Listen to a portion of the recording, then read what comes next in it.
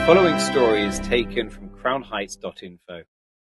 My uncle, Alav Shalom, was the personal doctor of Harav Menachem Mendel Schneerson, Zchusa Yegein Aleinu, who lived from 1902 to 1994, the 7th Lubavitcher Rebbe. When I was a kid, my cousin and I would sometimes go into the doctor's office after hours and make prank phone calls. One day when I was 11 years old, we ran out of ideas of who to prank, so we flipped through the Rolodex for some inspiration. We happened to see a card that said Schneerson, 1304 President Street, with a phone number underneath. We looked at each other and said, Schneerson? That's the Rebbe. That must be the Rebbe's phone number. And my cousin, who was not as mischievous as I, but was a good instigator, looked at me and said, I dare you. So I called the number.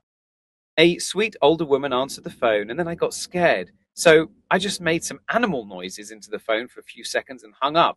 A few weeks later, we did it again, and I made a few more animal sounds and quickly hung up the phone. About 2 months later on Sukkot, I was staying at my uncle's house.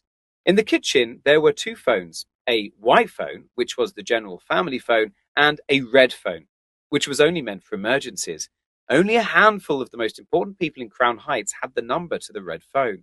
We were always instructed in the harshest terms to never, ever touch the red phone. While my uncle was sitting outside in the sukkah, the red phone began to ring.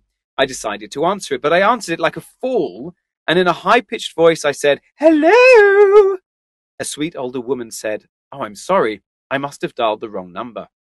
I'm trying to reach the doctor.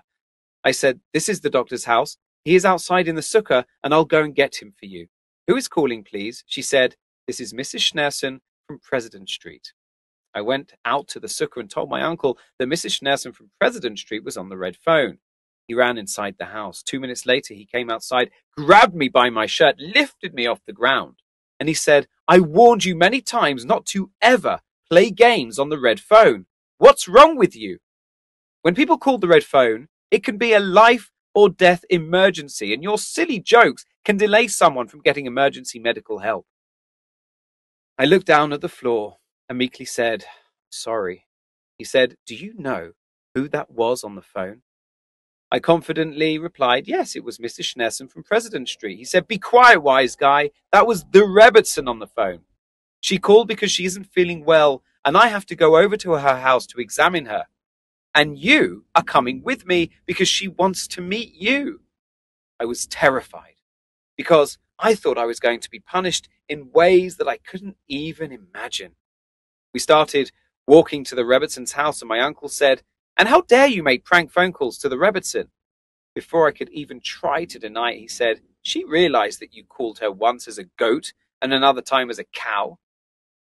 Now my heart sank even deeper into my stomach.